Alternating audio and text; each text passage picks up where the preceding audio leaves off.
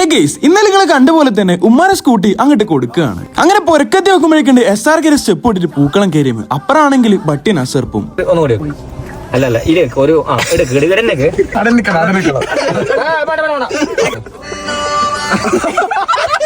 ഇത്രയെല്ലാം കഷ്ടപ്പെട്ടിട്ട് connect ആക്കിയിട്ട് last പാടിയാണെങ്കിൽ ഫോണിൽ ഇതാണ് പൂക്കളം കരിയും.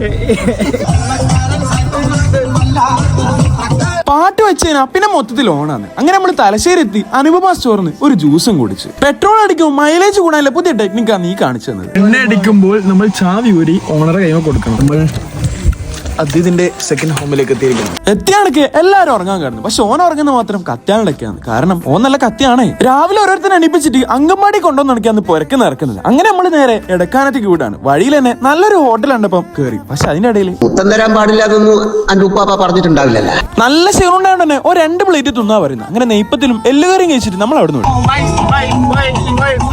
വൈബില്ലാന്നോട്ട് വൈബിലെ പാട്ട് വെച്ചിട്ട് വന്നതാണെങ്കിൽ തീരെ വൈബില്ലാത്ത സ്ഥലത്തേക്കും.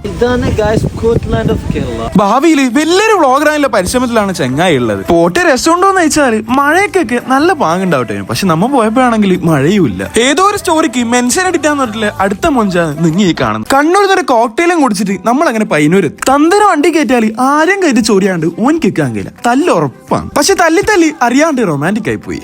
നാട്ടിലെത്തിയോക്കുമ്പോഴേക്ക് ഉമ്മാരെ വണ്ടിക്ക് ഒരു ഫൈൻ, അതും വേറെ വണ്ടിയുടെ ഫോട്ടോ. സംഭവം എന്താണെന്നുള്ളത് അറിയാൻ വേണ്ടി ഞാൻ ഒന്ന് സ്റ്റേഷനിൽ പോയി നോക്കി. ഒന്നെങ്കിൽ ഇത് നമ്പർ പ്ലേറ്റ് മാറ്റിയിട്ടിട്ടായിരിക്കണം മൂപ്പർ ഓടുന്നത്, അല്ലെങ്കിൽ നമ്മളെ വണ്ടിയുടെ കാരണം വേറൊരു വണ്ടിയുടെ ഫോട്ടോ എടുത്തിട്ട് ഇട്ടതായിരിക്കും. എന്തെന്നായാലും കാരണമില്ലാത്ത കാരണത്തിന് വെറുതെ 500 കൈമുന്ന് പോയിട്ടുണ്ട്. അപ്പൊ ഓക്കെ, ബൈ.